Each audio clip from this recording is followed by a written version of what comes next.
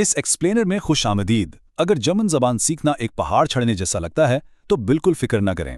आज हम एक निहायत ही दिलचस्प सफर पे निकलेंगे जहां हम जर्मन ग्रामर के सबसे बुनियादी हिस्से यानी नॉमिनेटिव केस में प्रोनाउंस पर मुकम्मल अबूर हासिल करेंगे। हम इसको मिलकर इतना आसान बना देंगे कि ये असूल हमेशा के लिए जहन नशीन हो जाएंगे। तो चलिए बिना किसी देर के शुरू करते हैं। आज के इस एक्सप्लेनर का एजेंडा बिल्कुल सीधा सा है। प्रोनाउंस दरअसल क्या हैं, फर्स्ट और सेकंड पर्सन का इस्तेमाल, फॉर्मल और इनफॉर्मल का फर्क, चीजों के लिए प्रोनाउंस कैसे लगाते हैं, और आखिर में एक छोटा सा मजेदार क्विज। आगे बढ़ते हैं। ओके, चलिए इसमें डाइव इन करते हैं। प्रोनाउन, जिसे उर्दू में ज़मीर कहते हैं, दरअसल एक बेहतरीन शॉर्टकट है। जरा सोचें, बात करते हुए बार बार किसी शख्स या चीज़ का नाम लेना कितना अजीब और रोबोटिक सा लगता है ना।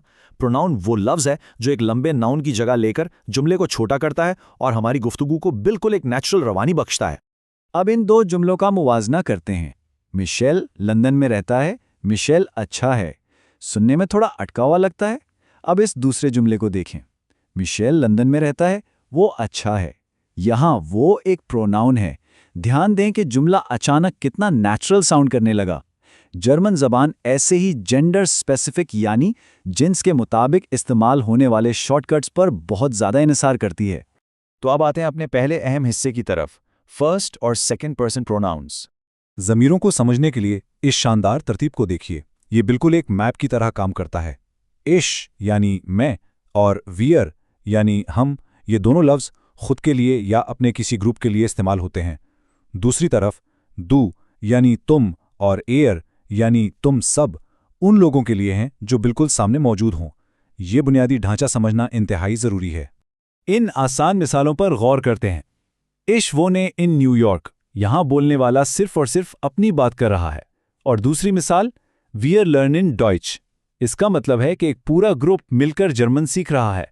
ये फर्स्ट पर्सन सिंगुलर और प्लूरल का बिल्कुल परफेक्ट और आम इस्तेमाल है। अब आगे बढ़ते हैं हिस्सा दोम की तरफ, फॉर्मल यानी रस्मी और इनफॉर्मल यानी गैर रस्मी बातचीत। ये बिगनर्स के लिए एक क्लासिक हर्डल होता है।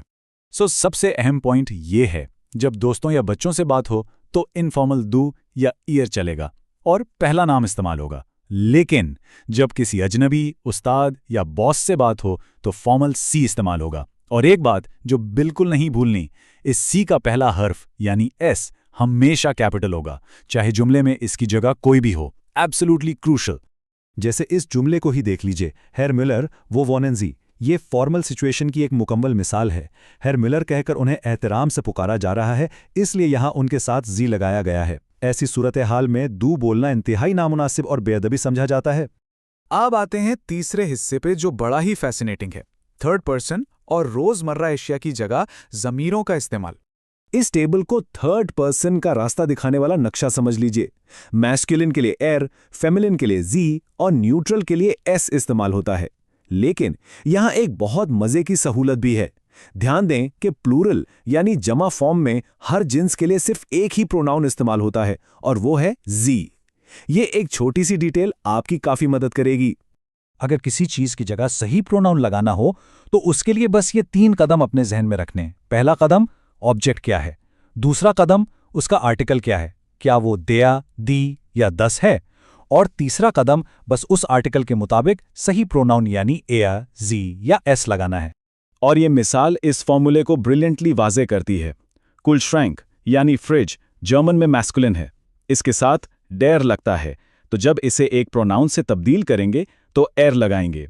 दास इज देर कुलश्रैंक, एर इज नोए। गोया हम कह रहे हैं ये फ्रिज है, वो नया है।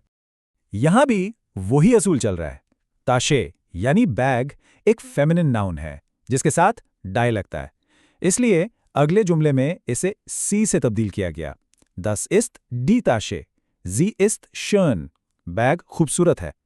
देखा आपने, ये बिल्कुल एक मंतिकी पैटर्न की तरह काम करता है। और इस त्रिशूल को मुकम्मल करता है हमारा न्यूट्रल नाउन। हैंडी यानी मोबाइल फोन का आर्टिकल 10 होता है, इसलिए ये लॉजिकली एस बन जाता है। 10 इस्त 10 हैंडी, एस इस्त अल्ट। हर ऑब्जेक्ट का अपना मखसूस आर्टिकल होता है और वही आर्टिकल उसका प्रोनाउन तय करता है ना सिंपल। इसके साथ साथ एक छोटी सी और हैरत अंगेज बात बताते चलें। एस का इस्तेमाल उन जगहों पर भी होता है जहां कोई मखसूस शख्स या चीज़ वाज़े नहीं होती, मसलन मौसम या वक्त के बारे में बात करते हुए, जैसे इस रेगनेक यानी बारिश हो रही है, या एज ए स्पेट यानी देर हो गई है।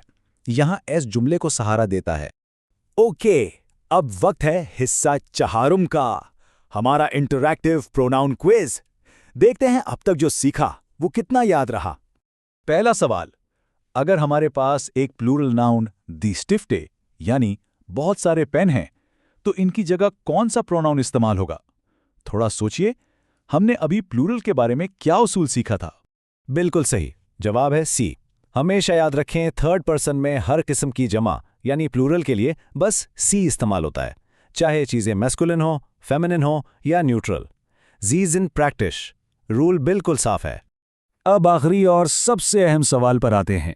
अगर किसी उस्ताद का नाम फ्राओ श्मिट है और उनसे बराह रास्त बात करनी हो, तो कौन सा प्रोनाउन चुनेंगे, डू या सी? बेहतरीन, जवाब है सी। और हां, इस बात को हमेशा ध्यान में रखना है कि उस बड़ा एस यानी कैपिटल एस की अहमियत को कभी नहीं भूलना। ये अदब और एहतराम जाहिर करने का वाहिद तरीका है जब हम फॉर्मल माहौल में बात करते हैं। इससे पहले कि हम आगे बढ़ें, चंद आम गलतियों पर नजर डाल लेना जरूरी है जो शुरू में किसी से भी हो सकती हैं। जैसे फॉर्मल सी का कैपिटल एस छोटा लिख देना, या फिर इंग्लिश के लफ्ज इट की वजह से हर बेजान चीज को एस समझ लेना। हालांकि हमने देखा कि फ्रिज एयर और बैग सी होता है, और आखिर में इश और विर में उलझ जाना। इन बातों का ख्याल रखेंगे तो आगे का सफर बहुत आसान हो जाएगा। तो आज नॉमिनेटिव केस यानी सब्जेक्ट प्रोनाउंस पर हमने उबूर हासिल कर लिया। लेकिन अब यहां एक बड़ा दिलचस्प सवाल पैदा होता है, जब यही प्रोनाउंस किसी जुमले का ऑब्जेक्ट बनते हैं तो इनमें क्या हैरत अंगेज तब्दीलियां आती हैं। वो एक अलग लेवल का ग्रामर सफर है जो और भी नई चीजें सामने लाएगा। इस एक्सप्लेनर में हमारे साथ इस सफर का हिस्सा बनने के लिए शुक्रिया। उम्मीद है आपको सीखने में मजा आया होगा।